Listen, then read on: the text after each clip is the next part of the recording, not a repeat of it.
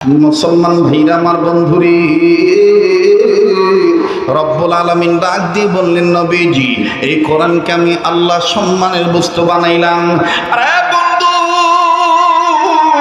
কেমন সম্মানের বস্তু বানাইলেন রে বাজান, একটু খেয়াল করে কথাগুলি শোনা যায়। এই তো বন্ধু দুর্গা পূজার দিনগুলো চলে গেল, এই দুর্গা পূজার দিনগুলি চলে গেল। আপনাদের এলাকায় যদি হিন্দু থাকে, আপনাদের এলাকায় যদি সনাতন ধর্ম অবলম্বনকারী কোনো ভাই ব্রাদার থাকে, অবাজান আমি তার ধর্মকে কটূক্তি করে কথা বলছি না, বলবো না, শুধুমাত্র চ্যালেঞ্জ করে বলতে চাই, এই জমিনের উপরে আসমানের নিচে এই পৃথিবীর জমিনে ইসলাম ধর্মের উপরে অন্য কোনো আর ধর্ম নাই। কথা বলেন ঠিক না বেঠিক? তবে রে বন্ধু, যারা বলে ধর্ম যার যার, ও তো সবার বুঝতে হবে এই লোকটার কলপ পৌঁছে গেছে। মুসলমানদের জন্য কোনোদিন পূজা উৎসব হতে পারে না। মুসলমানদের জন্য উৎসব হলো ধর্মীয় জলসা, মুসলমানদের জন্য উৎসব হলো রমজানের রোজা রাখা, মুসলমানদের জন্য উৎসব হলো আমার বন্ধুগণ দুই পালন করা, মুসলমানদের জন্য উৎসব হলো নবীর সুন্নতরা উম্মত হওয়া। কথা বলেন ঠিক না বেঠিক? আরে বন্ধু, এই দুনিয়ার জমিনে হিন্দু আছে, বৌদ্ধ আছে, খ্রিস্টান আছে, আমার বন্ধুগণ তাদের ধর্মগ্রন্থ আছে। হিন্দুদের ধর্মগ্রন্থ যদি আপনি খোলেন বাবা, বেদ কিতাব আপনি পাবেন তাদের মূল কিতাব। এই বেদের শাখা আছে সামবেদ, অথর্ববেদ, যজুর্বেদ, ঋগ্বেদ। আমার বন্ধুগণ আরো শাখা আছে রামায়ণ, ও বাদান আরো শাখা আছে কল্কি অবতার, আরো শাখা আছে হিন্দু ধর্ম রহস্য দেবে লীলা। আরে বাবাজি, এই বেদ কিতাবের মধ্যে তারা একটা কথাই, তাদের গুরু ঠাকুর, তাদের ব্রাহ্মণরা সকলেই স্বীকার করে বলেছেন, লা ইলাহা হতি পাপম ইল্লো ইলাহা পরম পদম জন্ম বৈকুণ্ঠময় তর্জপেনম অপরিণতি মোহাম্মদ। আরো তিনারা সাংস্কৃতিক ভাষায় বলেছেন। হ্যাঁ বাদান, সাংস্কৃতিক ভাষায় আমার ভুল থাকতে পারে, ভুল হলে আমাকে জানিয়ে দিবেন। আমি যে কিতাব থেকে এগুলো স্টাডি করেছি, যেই গুরুর কাছে আমি এগুলো ক্লাস করেছি, ওই কথাগুলি আপনাদের সামনে প্রকাশ করতেছি। আরে বাবাজি, তারা বলেছেন লা ইলাহা হতি পাপম ইল্লো ইলাহা পরম পদম জন্ম বৈকুণ্ঠময় তর্জপেনম অপরিণতি মোহাম্মদ। ভাই গো, এটার অর্থ হলো পৃথিবীর মানুষ তোমরা এক স্রষ্টার ইবাদত করিও, একজনকে ইলাহ মেনে নিও, যে ইলাহ ছাড়া ইল্লো ইলাহা, যেই আল্লাহ ছাড়া আর কোন মাবুদ নাই, তোমরা তারই ইবাদত করিয়া মরিও। নিদান কালে তোমরা উপায় খুঁজে পাবে শেষবেলা। খালি মাথা পাইয়া হুজুর টুপি দিতে চায়, বলে খালি মাথা পাইয়া আজান দিয়া দাইকা নিয়া নামাজ পড়ায়, আজান দিয়া পড়ায়, খালি মাথা পাইয়া হুজুর টুপি দিতে চায়। আরেকবার, খালি মাথা পাইয়া। রাগ করতেছেন নাকি? বেজার হইতেছেন? আমি কি বলতে থাকবো? একটু সময় দেওয়া যাবে না ইনশাআল্লাহ? অনেকদিন পর আসছি, কষ্ট হইতেছে আপনাদের? আপনারা থাকলে আমি বলবো। তো ওনারা একটা শ্লোক এভাবে বলছে, দ্বিতীয় শ্লোক আরেকটা বলছে, বেদা বিভিন্ন শ্রুতি তর্জপিনাম অপরিণতি মোহাম্মদ। পৃথিবীর মানুষ তোমাদেরকে বলতেছি, ওই ধর্মটা শ্রেষ্ঠ ধর্ম, যেই ধর্ম নাজিল হয়েছে এমন একটা ব্যক্তির উপরে, মক্কাতং হেরং কুররং গুহা, যেই মক্কার হেরা গুহার উপরে নাজিল হয়েছে। আওয়াজ দিয়া বলেন না সুবহানাল্লাহ? আরেকবার আওয়াজ দিয়া বলেন না সুবহানাল্লাহ? আরে বাবাজি,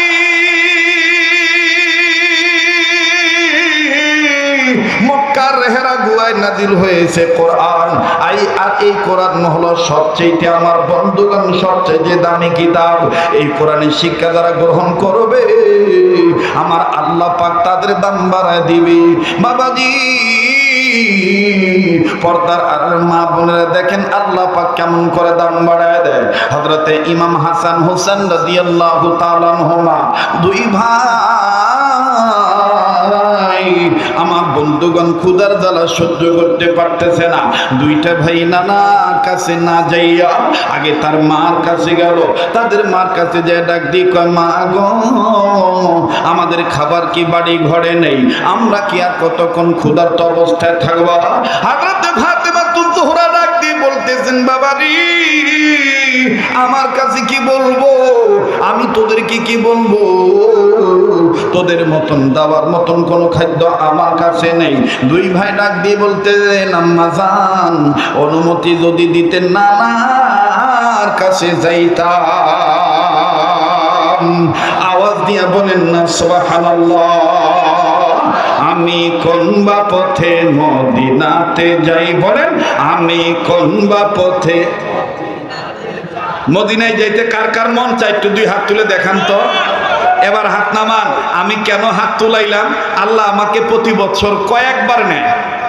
হজরের মৌসুমও নেন, রমজান মাস তো গোটা রমজান মদিনাতে থাকা হয়, এরপরে আবার রমজানের পরে আবার যাই, এরপরে বছরে আরো 2-4 বার যাওয়া হয়। তো মদিনার যে কি প্রেম, মক্কা মদিনার যে কি মহাব্বত, এটা যারা গেছে তারা জানে, যারা যায় নাই তারা জানে না। কথা কোন ঠিক কিনা?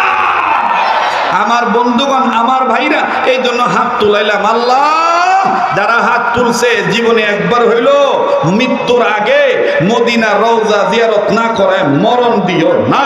জোরে বলেন আমিন।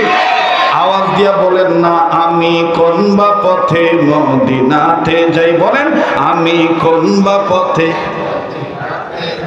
ঘুমিয়ে আসেন দিনের নবী, চলো সবাই দেখতে যাই। ঘুমিয়ে আসেন দিনের নবী, আমি কোন বা পথে মদিনাতে যাই। রওজা শরীফ বহু দূরে, লোহিত সাগরের পরে, ঠিক কিনা? উম্মতেরা সালাম দিলে, উম্মতেরা দুরূদ পড়লে, নবীজির রওজা পাকে আল্লাহ তাআলা ফেরেশতার মাধ্যমে পৌঁছে দেয়, ঠিক কিনা? আমি কোন বা পথে মদিনাতে যাই। সবাই আশিক রাসূল হয়ে আমি কোন বা পথে। ঘুমিয়ে আসেন দিনের নবী, চলো সবাই দেখতে যাই। ঘুমিয়ে আসেন দিনের নবী, আমি কোন বা পথে মদিনাতে যাই। নারায়ে তাকবীর। তো ডাক দিয়ে কইতেছে, মা অনুমতি দিলে নানার কাছে যাইতে চাই। মনে আছে কথাটা? হযরতে ফাতেমা কইতেছে, ঠিক আছে অনুমতি দিলাম, তবে শোনো, এই ছোট হাসান হোসেনকে ডাক দিয়ে বলতেছে, শোনো হাসান হোসেন, তুমিও শোনো, তোমার নানার ঘরের কাছে যাইয়া যদি দেখো পর্দা নড়ে তাহলে ডুইকো না। হাসান কইল আচ্ছা। আর হোসেন ডাক দিয়ে কয়, পর্দা নড়লে কি হবো? এ জাতের কিছু পোলাবান আছে না, দেখবেন একই বাপ মার 4টা পোলাবান, 4 জন দেখবেন 4 মতের। যেটা একটু বেশি সভ্য ভদ্র, ওর যদি কোন বাবা ওখানে যাস না, ও কব যাবো না, ঠিক আছে আব্বু যাবো না। আর যেটা একটু তেরা, ওর যদি কোন ওখানে যাস না, ও কব গেলে কি হবো? কথা কয় না, কথা কয় না, কয় গেলে কি হবো? হযরতে ফাতেমা তো জোহরা ডাক দিয়ে বলতেছে, গেলে কি হবে না, পর্দা নড়লে ওই সময় তুমি ঢুইকো না। বলে পর্দা নড়লে কি হবো? হাসান কইছে ঠিক আছে পর্দা নড়লে ঢুকবো না। হোসেন কয় না গো মা, পর্দা নড়লে কি লিগে ঢোকা দেবো না, আর পর্দা নড়লে কি হবো? হযরতে ফাতেমা ডাক দিয়ে কইতেছে, যখন পর্দা নড়বো বুঝবা যে তোমার নানা একা নাই, তোমার নানার কাছে আসমান থেকে আল্লাহর পক্ষ হইতে জিবরাইল ফেরেশতা ঢুইকা রইছে। সুবহানাল্লাহ কোন। আজকে একটু সময় দেওয়া লাগবে কিন্তু, আবার একটু পরে এমন করে না পারবো। হ্যাঁ, আপনারা মনে করছেন যে হুজুর মনে একবারে খাইয়া দিয়ে পেট মেটে এবার টুকটা টুম্বুর করে নিয়েছে। আমি আগেই বলছি যে বাদান যেহেতু লেট হয়ে গেছে, সরাসরি স্টেজে উঠবো আল্লাহর দয়ায়, মুসলিম উম্মার দোয়ায়। আমি ইনশাল্লাহ পরবর্তীতে যদি আল্লাহ আমার রিজিকে রাখে আমি 4টা খানা খাবো, নাহলে দরকার নাই। ঠিক আছে না বাবা? ঠিক আছে না? আল্লাহ কবুল করুক জোরে কোন আমিন। তো এবার হযরত হোসেন কইতেছে, জিবরাইল আইলে আমার কি? হযরত হাসান কয়, তুই এত কথা কইছিস, আব্বে ডরাইস না, কাছে বয় নেই। হযরত হাসান, হযরত বড়রা আমাদেরকে এরকম ছোটবেলায় আমরা এরকম বড়দের কাছে বসে থাকতাম, বড় এরকম হাত ধরতো। কার নজর, কার হাত ধরা, কার দোয়া, কার তাকানো, কখন কোন ছেলেটার মধ্যে কবুল হয়ে দিব, এটা একমাত্র আল্লাহই ভালো জানে। কথা কোন ঠিক কিনা? আমার বন্ধুগণ, তো হযরত হাসান করতেছে এত কত কষ্ট, মায় কইছে পর্দা নলে ঢুকা যাইব না, বাস খালাস। হযরত হোসেন কয় না, পর্দা নলে কি হইব এটা জানি নিলাম। কইলো যে জিবরাইল আইব, তো জিবরাইল আইলে আমার কি? তো হযরত ফাতেমা তো জোহরা ডাক দিয়ে বলতেছেন, কোরআন নাযিলের ইতিহাসে এই ঘটনাটা পাওয়া যায়। তবে অনেকে এই কথাটা নিয়ে, এই হাদিসটা নিয়ে, এই কথাটা নিয়ে অনেকে মত প্রকাশ করছে, অনেকে দ্বিমত প্রকাশ করছে, কিন্তু ওয়াজের ক্ষেত্রে বলা যায়। কষ্ট হইতেছে না তো আপনাদের? তো ডাক দিয়ে বলতেছে যে জিবরাইল আসলে আমার কি হবো? কয় জিবরাইল আসলে ঢোকা দেব না, ঢুকলে সমস্যা আছে। হযরত হোসেন কয় আচ্ছা। হাসান বলল ঠিক আছে মা, পর্দা নলে আমি ঢুকবো না। দেখেন হযরত হোসেন কি চালাকের চালাক মুসলমান ভাইরা আমার। নানা মুহাম্মদের ঘরের কাছে যাইয়া হযরতে হাসান দূর থেকে নজর করে দেখতেছে, পর্দা নড়ে কি নড়ে না। হাসান রাদিয়াল্লাহু তাআলা বুঝতে পারলেন, আজ করতে পারলেন, হ্যাঁ আমার কথাই সত্য, কেমন জানি পর্দা নড়াচড়া করে। বাবাজি, হযরত হাসান আমার বন্ধুগণ দূর থেকে উনি থমকে দাঁড়াইলেন। না না না না, এখন কাছে যাওয়া যাবে না, কেননা আমার নানা একা নাই, আপনার কাছে চলে এসে জিবরাইল মা বলেছে। কিন্তু হোসেন ডাক দিয়ে বলতেছে, ওগো ভাইয়া, মায় তো বলে নাই পর্দা নড়লে, মায় বলেছে ঢোকা যাবে না, কিন্তু এত দূর থেকে দাঁড়াইতে মায় বলে নাই। তোমার যদি এত ডর লাগে তাইলে তুমি এইখানে থাকো, আমি সামনে যাই, আমি সামনে যাই, আমি সামনে যাই। বাবাজি, এবার হযরত হোসেন রাদিয়াল্লাহু তাআলা ওই ঘরের কাছে যখন গেলেন, নানা মুহাম্মদের কাছে যখন চলে গেছে, মুহাম্মদ নবীর কাছে যাওয়ার পর আমার ভাইরা ঘরের বাইরে দাঁড়াইয়া হোসেন দেখতেছে পর্দা নড়ে আর নড়ে, একবার এই সাইডে যায় আর একবার ওই সাইডে যায়। হযরত হোসেন বুঝে ফেলেছেন জিবরাইল আমার নানার কাছে এসে গেছে। কিন্তু মায় বলেছে ঢোকা যাবে না, আমি ঢুকবো না, কিন্তু দরজা ছাড়বো না। ঢুকবো না কিন্তু দরজা ছাড়বো না। এখন বাইরে দাঁড়ায় খালি একবার ওই সাইডে যায়, একবার এই সাইডে যায়। তো বাইরে থেকে মানুষের ছায়া পর্দায় লাগে না? কথা কয় না, লাগে না? এখন জিবরাইল আমিন ডাক দিয়ে কইতেছে, ইয়া রাসূলুল্লাহ, বাইরে জানি কেরা ঘোরাঘুরি করতেছে, দেখেন তো। বিশ্ব নবী ডাক দিয়ে কইতেছে, জিবরাইল আমার যাইয়া দেখা লাগবো না, আমি দেখতেছি কে ঘোরাঘুরি করে। আল্লাহ রাসূল চোখ বন্ধ করে কয়, আর কে? আমার ওই পাগলটা। হযরত হাসান রাদিয়াল্লাহু তাআলা আনহু একদম নবীজির মতন ছিল, আর হযরত হোসেন একটু বেশি চালাক টাইপের ছিলেন। এই জন্য আল্লাহর নবী হযরত হোসেনকে বেশিরভাগ আদর করে কইতো, এটা আমার পাগল, এটা আমার, আবার কখনো কইতো এটা আমার কলিজা। আল্লাহু আকবার। আমার বন্ধুগণ তো ডাক দিয়ে বলতেছে, এটার কেডা? এটা আমার ওই পাগলাটা। তো জিবরাইল আমিন কইতেছে, ইয়া রাসূলুল্লাহ, ছোট্ট ছেলে বাইরে ঘোরাঘুরি করতেছে, ওরে ঢুকতে দেন। নবীজি কইতেছে, ওরে ঢুকাইলে তোমার সর্বনাশ হইব। জিবরাইল কইতেছে, ও ছোট মানুষ, ও আর কি সর্বনাশ করবো, ও আর কি সর্বনাশ করবো? কয় ঢুকলে টের পাইবে, ও বাইরে আছে, বাইরেই থাক, তোমার কাম শেষ করে তুমি যাও গা, পরেও ঢুকবো না। জিবরাইল কয়, না না, আমার ভালো ঠেকতেছে না, আমার খারাপ লাগতেছে, ওরে ঢুকবার দেন। নবী কয়, না, ওরে তুমি চিনো না, আমি চিনি, ওরে তুমি চিনো না, আমি চিনি, ও সাংঘাতিক পেছুয়া, পেছু, মানে একদম ধৈর্য বোঝো, পেঁচ দিয়ে ধরবো, তুমি ছোটার পারবো না। জিবরাইল আমিন কইতেছে, ঢুকান, কিচ্ছু করা পারবো না। আমার ভাইরা, আমার বন্ধু, এবার বিশ্বনবী মুহাম্মদ সাল্লাল্লাহু আলাইহি সাল্লাম যখন জিবরাইলের সাথে এইভাবে কথা বলতেছে, হযরত হুসাইন এই বেটা আবার কানটা এইভাবে দিয়া রাখছে ঘরের দিকে, কি ফুজুর ফাজুর করে কি কওয়া যায়। যখনই হোসেন বুঝতে পারলেন আমার নাম দুইজনই কইতেছি, হোসেন কয়, বাঁচা গেল, আমারে মনে ঢোকবার কইব, আমারে মনে হয় ঢোকবার কইব। এবার হযরত হুসাইন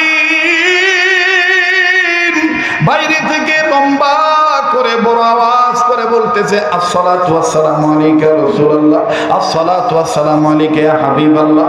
ও নানা ভাই, আমি কি ভিতরে আসার অনুমতি কি পাবো কি পাবো না? আমি একটু ভিতরে আসতে চাই। নবী আমার ডাক দিয়ে বলেন, জিবরাইল এখনো বলতেছি ওরে তুমি ভিতরে ঢুকাইও না, ওরে ভিতরে ঢুকাইলে কিন্তু তুমি পেছে পড়ে যাইবা। জিবরাইল কয়, নবীজি ছোট্ট বাচ্চাটা এত সুন্দর করে অনুমতি চাই, আপনি কেন অনুমতি দিতে চান না? দেন না দেন না, ও আমার সাথে পেছে ফালায় পারবে না, ও সারতে পারবে না। নবী আমার ডাক দিয়ে বললেন, জিবরাইল ওরে তুমি চেনো না আমি চিনি। এবার যখন তৃতীয়বার আবার হযরত হোসেন সালাম জানাইলেন, আল্লাহর নবী সালামের উত্তর দিয়া ডাক দিয়ে বললেন, ঠিক আছে তুমি আসো। আমার বন্ধুগণ হযরত হোসেন যখন ভিতরে প্রবেশ করবে, জিবরাইল আমিন ডাক দিয়ে বলতেছেন, ইয়া রাসূলুল্লাহ ইয়া হাবিবাল্লাহ, এখন আর আমি জিবরাইলের শুরুতে থাকবো না, এখন আমি আমার সুরত পাল্টাবো। আমার ভাইরা, জিবরাইল আমিন ডাক দিয়ে বলতেছেন, বলার পরে আল্লাহ রাসূল ডাক দিয়ে বললেন, ঠিক আছে জিবরাইল তুমি এখন মানুষের সুরত, তুমি এখন তোমার সুরত পাল্টাও। জিবরাইল আমিন সুরত পাল্টাইলেন। হযরত জিবরাইল আমিন কিতাবে লিখুক লিখি, আমার ভাইরা আমার বন্ধুগণ দাহিয়াতুল কলবি সুরত পাল্টাইলেন, দাহিয়াতুল কলবি সুরত ধরলেন। ইমাম হোসেন ঘরের ভিতর সালাম দিয়ে ঢুকছে, ঢুকিয়ায় নানার চেহারার দিকে প্রথম তাকাইছি। নানার চেহারার দিকে তাকানোর পর এবার নানার পাশে আমার বন্ধুগণ অপর সাইডে যে লোকটা বসা, ইমাম হোসেন ডাক দিয়ে কয়, নানা গো সব সময় এসে তোমার কোলে বসি, আজকে তোমার অনুমতি চাই, আজ তোমার কোলে আগে বসবো না, যেই লোকটারে দেখতে পাই তার কোলে বসবো।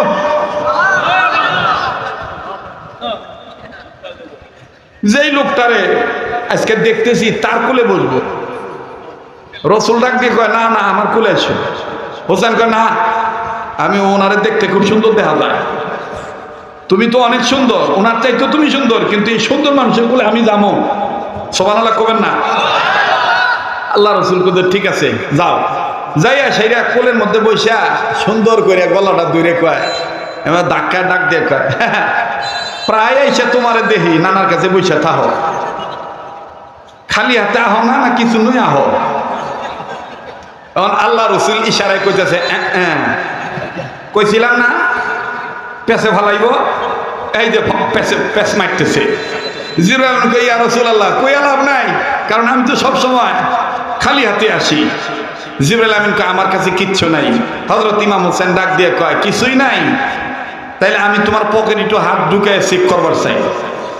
এখন ইমাম হোসেন পকেটে হাত দেবে, কিন্তু দেওয়ার আগে একবার আসমানের দিকে চাইলেন, দ্বিতীয়বার নবীর দিকে তাকাইলেন। কেন? কিতাবের লিখক লিখে প্রথম আসমানের মালিক আল্লাহর দিকে তাকাইয়া বললেন, আর দ্বিতীয়ত রসুলের চেহারার দিকে তাকাইলেন। কি বললেন? আল্লাহ তোমার পক্ষ থেকে তোমার নবী আমার নানা মোহাম্মদ কইছে বিসমিল্লাহ বলে কোনো হাত বাড়াইলে, কোনো কাজে সুকাজে হাত বাড়াইলে ওই হাত খালি হাতে ফিরিয়ে দাও না। ও যা বললা তা থাক, আমি এখন হাত ঢুকামো, বাকিটা তুমি কইলো। আইটো জোরে কন, আইটো জোরে কন। তো হযরত ইমাম হোসেন বিসমিল্লাহ কয়ে জিবরাইল আমিনের পকেটের ভিতর দিছে হাত। এই দিক দিয়ে আল্লাহ তাআলা জান্নাতের ফেরেশতার সর্দারে ডাক দিয়ে কয়, আরে জান্নাতের যুবকদের সর্দার ও বিসমিল্লাহ কয়ে আমার নাম নিয়া দিছে জিবরাইলের পকেটে হাত, ওর হাত খালি হাতে কেমনে ফিরাই? যাও, আমি আল্লাহ অর্ডার দিয়ে দিলাম, জান্নাত থেকে 1 ঝোপা আঙ্গুর জিবরাইলের পকেটে দিয়ে আসো। একটু জোরে কন না, আপনাদের মনে খারাপ লাগতেছে গো? হ্যাঁ, বিরক্ত হইতেছেন? চলবো কি চলবো না বলেন? বলবো কি বলবো না? তাহলে আবার তকবীর দিয়ে এমন একটা ভাব প্রকাশ করবেন যে রাইতে 9টা বাজে। কেন কইছে রাত গভীর হইছে? সবাই রাত 9টা বাজে, কথা কোন ঠিক কি না?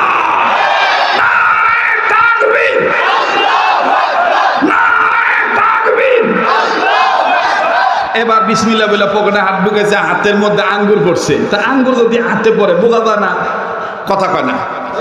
আমার হাতের নিচে যদি কাঁঠাল থাকে বোঝা যায় না, বেদনা থাকলে বোঝা যাবো না। এখন ইমাম হোসেনের পকেটে হাতে ডাক দিয়ে কয়, না না গো না না, দেখছ পকেটে খাউন ঠিয়া, কয় খাউন নাই। এখন জিবরাইল আমিন কয়, সর্বনাশ, আমার খাউন কোথার থেকে আসলো?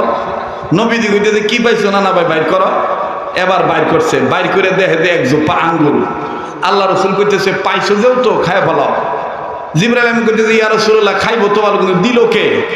আল্লাহ তাআলা ডাক দিয়ে কইতেছে নবী গো আপনার উপর কোরআন নাজিল করি, এই সাহিবুল কোরআনকে মহব্বত করে হুসাইন, আর এই হুসাইনকে হুসাইনের সম্মান রক্ষা করার জন্য আমি আল্লাহ জান্নাত থেকে এক জোপ্পা আঙ্গুর পাঠিয়ে দিছি। নবী আমার ডাক দিয়ে বললেন হুসাইন নানা ভাই, ও নানা ভাই তুমি এই আঙ্গুরটা খেয়ে নাও। ইমাম হোসেন ডাক দিয়ে বললেন নানা গো তোমার শিক্ষা হইল এই যেটা আমি খাবার পেয়েছি এই খাবার একা খাওয়া যাবে না, মেহমান নিয়ে খাইতে হবে। নানা ভাই আমি ভাগ করতেছি, দুইটা আমার দুইটা তোমার, দুইটা আমার বড় ভাইয়ের, দুইটা বাবার, দুইটা মায়ের, আর দুইটা যেই লোকের পকেটে পাইছি এই লোকের দুইটা। আমার নবী আবার ডাক দিয়ে কয় ভাই জিবরাইল কইছিলাম না তোমার পেছে ফলাইব, এই যে দেখো কি কামি তুমি আরে ঢুকবার দিলা, এই যে এখন পেছে বললা। জিবরাইল আমিন ডাক দিয়ে কয় নবী গো ইয়া রাসূলুল্লাহ ইয়া হাবিবাল্লাহ আমারে পেছে ফলাইতে পারবো না, কেননা আঙ্গুর খাইতে আমি জানি না, আমার জন্য খাওয়া হারাম। আমার নবী ডাক দিয়ে বলেন জিবরাইল আজকে তোমার এমন পেছে ফলাইব, কেননা যেহেতু আঙ্গুর বাগ কইরা ফলাইছি। হযরতে জিবরাইল আমিন আমার বন্ধুগণ চুপচাপ আছে। ইমাম হোসেন রাদিয়াল্লাহু তাআলা আনহু আঙ্গুর বাইর করে যখন ভাগ ভাগ করে ফেললেন, ভাগ করিয়া ডাক দিয়ে কয় না না গো এই যে তোমার দুইটা নাও, এই যে আমার দুইটা, আর দুইটা বড় ভাই, আর দুইটা হলো আমার মার, দুইটা হলো আমার বাবার। ও গো না না, আর এই অবশিষ্ট দুইটা রোজার পকেটে পাইছি।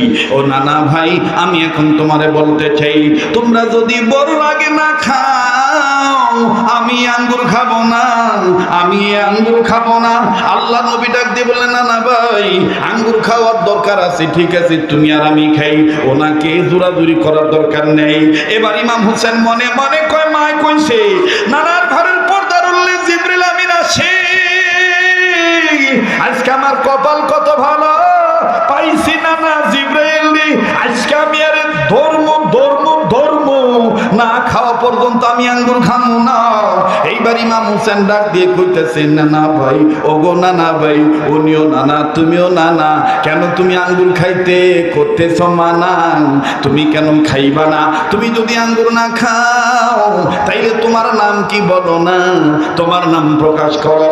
এবার জিবরাইল আমিনকে নবীজি চোখের ইশারা ডাক দিয়ে কয় এক আঙ্গুর আইনা ঘরে ঢুকার কাছে পইরা গেছো, এখন যদি আবার বলো তুমি জিবরাইল এই বেটা কিন্তু তোমার আরো কাছে ফেলাই দিব। নাম কইও না, নাম কইও না। আমার বন্ধুগণ আমার বাইরে নাম কয় না, নাম কয় না। এবার ইমাম হোসেন ডাক দিয়ে বলতেছেন নানা ভাই তুমি কেন নাম বলতে চাও না? তাইলে এখন তুমি বলো তো দেখি, নানা বড় না তুমি বড়? সুবহানাল্লাহ কবেন না, সুবহানাল্লাহ কবেন না। কারে কইতেছে? কারে কইতেছে? জিবরাইল ইমাম হোসেন ডাক দিয়ে বলতেছেন নাম যেহেতু কইবা না, এত রকম তুমি শুধু বলো তুমি বড় না আমার নানা বড়, তুমি বড় না আমার নানা বড়। ওরে বন্ধু আল্লাহর নবী ডাক দিয়ে বলতেছেন ওগো হুসাইন তোমার এই নানা ভাইকে জিজ্ঞেস করো আমি বড় না তোমার নানা বড়।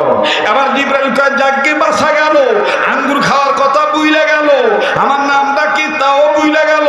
এখন 3 নাম্বার প্রশ্ন করলো আমি বড় না নবী মুহাম্মদ বড়? এবার জিবরাইল আমিন ডাক দিয়ে বলতেছেন গো মুহাম্মদ নবী হুসাইন তোমার নানা ছোট আমি বড়, কিন্তু নাম কয় না, কয় তুমি বড় না আমার নানা বড়। বলে তোমার নানা ছোট আমি বড়, বলে তুমি কেমনে বড়? নবী মুহাম্মদ সাল্লাল্লাহু আলাইহি সাল্লাম তাবাসসুম মার্কা হাসি দিল, আর দাড়ি মুবারক নাড়তেছে, আর ডেকে ডেকে বলতেছে ভাই জিবরাইল তুমি বড় না আমি বড়, কি উত্তর দিলা? বলে আমি বলছি আমি বড়। আমার বন্ধুগণ চোখের সাথে ইশারায় নবীর সাথে কথা বলে। ইমাম হোসেন একবার নানার চেহারার দিকে তাকায়, আর একবার জিবরাইল আমিনের দিকে তাকায়। এবার হোসেন ডাক দিয়ে কয় বাবার কি কে বড় বলো না। ইমাম হোসেন কি জিবরাইল আমিন ডাক দিয়ে বলল, নানা ভাই, তোমার নানা মোহাম্মদ ছোট, আমি কিন্তু বড়। ইমাম হোসেন খালি চাইতেছে, খালি কোনো মতন যদি একবার কয় আমার নাম এইটা, তাইলে ধরবো চাইটা, কিন্তু ও বেটাও খুব চালাক, নাম কয় না, ডাক দিয়ে কয় তোমার নাম চাইটা আমি বড়। আমার নবী ডাক দিয়ে কয় তুমি কেমনি বড়? জিবরাইল আমিন ডাক দিয়ে বলার পর, জিবরাইল আমিনকে ডাক দিয়ে বলার পর আমার নবী মুহাম্মদ সাল্লাল্লাহু আলাইহি সাল্লাম ডাক দিয়ে বলতেছে, ভাই জিবরাইল তুমি কেমন বড় বলো তো দেখি। বলে, মুহাম্মদ নবী শুনে নাও, তুমি আমার কেমন ছোট, আমি তোমার কেমন বড়। আল্লাহ রাব্বুল আমিন আসমান বানাইলে, আসমান সুন্দর করে বানানোর পর এই আসমান তারকা দিয়া সাজাইলেন, এই আসমান চন্দ্র সূর্য দিয়ে সাজাইলেন। চন্দ্র দিয়ে সাজানোর পরে আমার আল্লাহ আমি জিবরাইলকে বললেন, জিবরাইল দেখো তো দেখি আসমানটা কেমন সুন্দর দেখা যায়। আমি জিবরাইল আসমান দেখতেছি, খুব সুন্দর লাগতেছে। তবে নবী মুহাম্মদ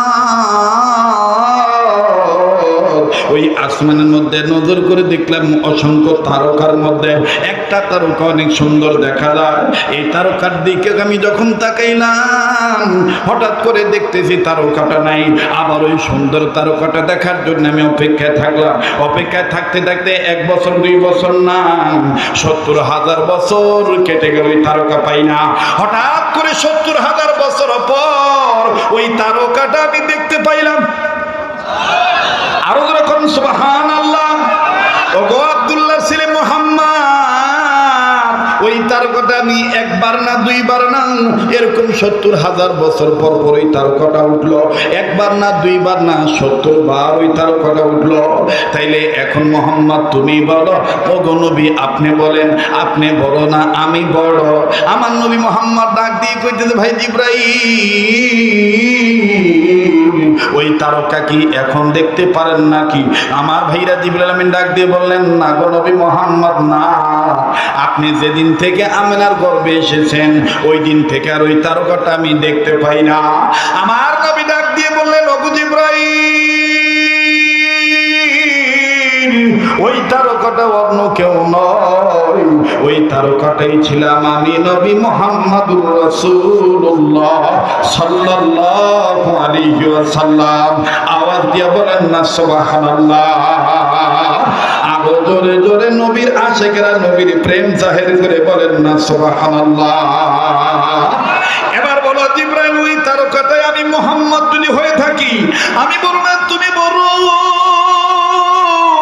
জিবরাইল আমিন এবার ডাক দিয়ে কয়, নবী মুহাম্মদ আপনি বড়। এবার আমার বন্ধুগণ জিবরাইলকে নবীজি বলতেছেন, আমি মুহাম্মদ যে বড় তুমি এটা প্রকাশ করো। এইবার জিবরাইল আমিন ডাক দিয়ে কইতেছে, হোসাইন আমি ছোট, তোমার নানা মুহাম্মদ বড়।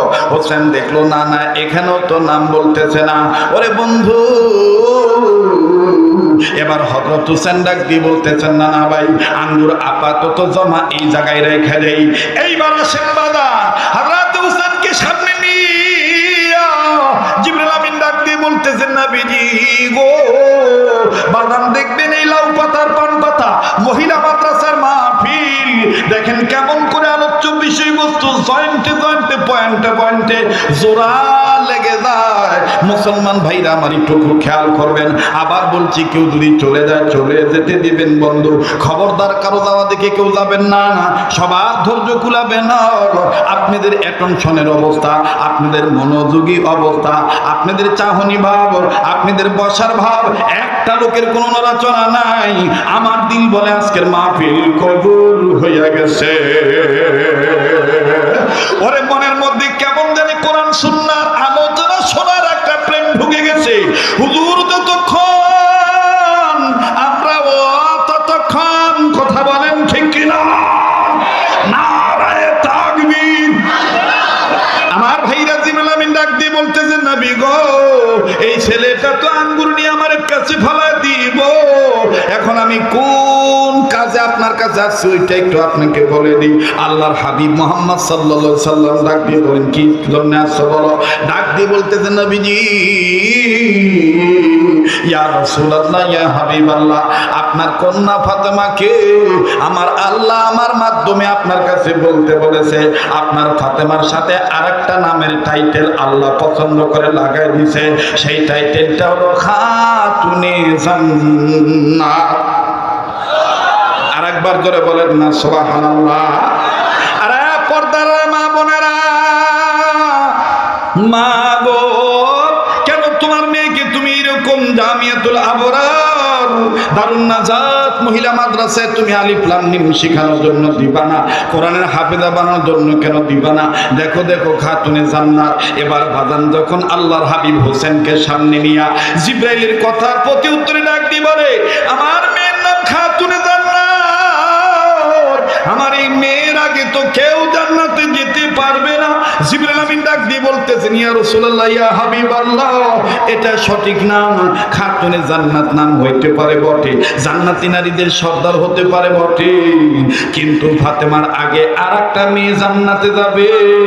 ওই মেয়েটা কোনো পয়গম্বরের মেয়ে না, ওই মেয়েটা আপনার কোনো সাহাবীর স্ত্রী না, ওই মেয়েটা আপনাদের মতন কোনো পয়গম্বরের মেয়ে না। হযরত হোসেন যখন শুনলো তার মায়ের আগে একজন জান্নাতে যাবে, হযরত হোসেন ডাক দিয়ে বলতেছেন, না না ভাই, অনুমতি দিলে আমি একটু বাড়িতে যেতে চাই। ডাক দিয়ে বলতেছে, কেন কেন? বলে, আমি এতদিন শুনেছি তুমিও বলেছো আমার মায়ের আগে কেউ জান্নাতে যাবে না, আমার মা হলো জান্নাতি নারীদের সর্দারিনী, সাইয়্যিদাতুন নিসাই আহলিল জান্নাহ। আবার আজকে একটা নতুন টাইটেল আমার মা পাইলো, খাতুনে জান্নাত, কিন্তু আমার ওই মায়ের আগে একজন জান্নাতে যাবে। এটা কোন মহিলা জান্নাতে যাবে? এবার হযরত হোসেন রাদিয়াল্লাহু তাআলা একটা দৌড় মেরে নিজের মায়ের কাছে যা ডাক দিয়ে বলতেছেন, মা গো, মা গো, শুনছো নাকি, শুনছো নাকি? মা, তোমার আগে নাকি একজন মহিলা জান্নাতে যাবে।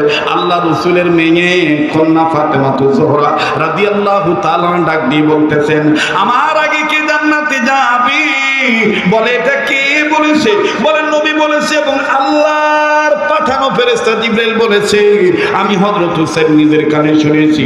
আল্লাহর হাবিব মুহাম্মদ সাল্লাল্লাহু আলাইহি সাল্লামের মেয়ে ফাতেমাতুজ জোহরা ডাক দিয়ে বলতেছেন, একটু পরে তোমার নানা তোমার বাবা আসবে আমার ঘরে, আমি জিজ্ঞেস করব আসলে কথাটা কতটুকু সঠিক, কেন আমার আগে কোন মহিলা জান্নাতে যাবে, কোন মেয়েটা সে যাবে।